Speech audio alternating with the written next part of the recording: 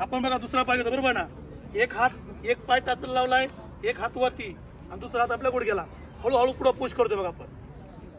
जेव्हा आपण हळूहळू पुश करू, जेव्हा खालच्या पार्टने आपला हात दाखवला त्याच्यापासून 5 ते 6 सेकंद पुढे त्याला होल्ड करायचा जागेवरती. ओके, त्याच्याबरोबर आपला दुसरा पाय घ्यायचा त्यावरती, त्यावर दुसरा पाय एकदम स्लो. दुसरी ट्रेसिंग करत टायमाला एक पाय आपला असा क्रॉस टाका, तुमचा हात साईडला करा, क्रॉस करा. मी आतल्या बाजू पाय, माझा जो पाय ट्रेट आहे त्या पायापाशी मी काय लावलाय, त्या गुडघ्यापाशी माझा पाय लावलाय, दुसरा पाय त्या गोट्यापाशी लावलाय. हात हळूहळू पडतो, हात साईडला घ्या.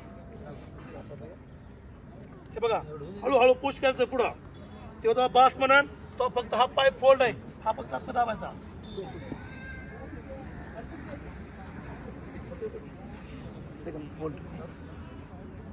दिसतं हे, ह्या पद्धतीने आपण हळू सोडून द्या.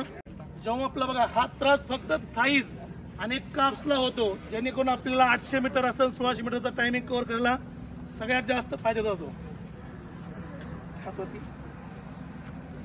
बघा तो बास मध्ये फक्त हा पाय फोल्ड आहे, हा फक्त पाय आपण दाबून द्यायचा. हे फक्त तुझ्या पायाचं कॅल्शियम तरी कर.